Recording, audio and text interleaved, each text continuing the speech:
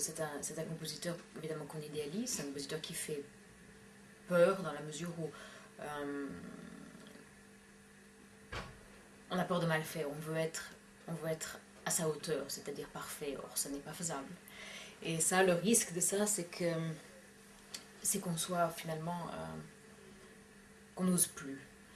Et alors que, en fin de compte, la seule façon de rendre hommage à sa musique, c'est de la jouer. Et aussi de le faire dans un esprit de découverte et d'aventure. Il y avait quand même un élément toujours de recherche, pas retravailler toujours tout, y réadapter les choses. En fait, c'est quelque chose aussi de très libérateur. Quand on commence à travailler ça vraiment à fond, on se rend compte que finalement tout est possible avec lui, encore plus qu'avec d'autres compositeurs. Et donc c'est un travail infini. Je n'ai jamais joué les Goldberg en concert, mais j'ai le plan de les enregistrer d'ailleurs dans les 5 années à venir. Ce sera le prochain disque Bach. Enfin, je travaille à l'art de la fugue depuis quand même très longtemps, donc je me suis dit peut-être que l'art de la fugue viendrait avant, et puis finalement non, les Goldberg viendront avant.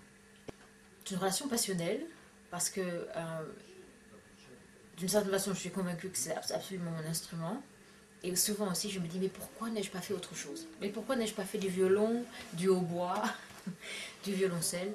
Mais ça, c'est plus à cause de toujours de cette impression qu'il faut se battre sans arrêt pour que le piano chante.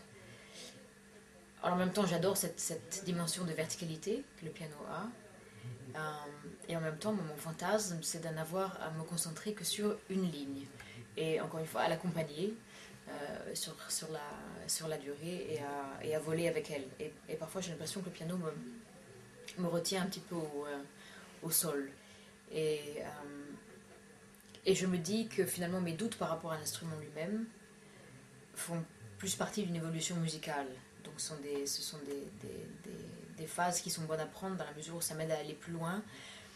Mais je n'oublie quand même pas genre la joie tactile que j'avais pendant des années. Bon, après qui m'a quitté, ça me revient parfois si je joue du Rachmaninoff ou des choses très pianistiques.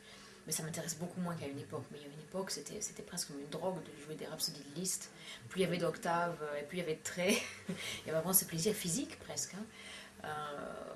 Orgasmique, enfin quelque chose qui fonctionne comme ça. Alors c'est un peu dommage que ça ne m'intéresse plus maintenant.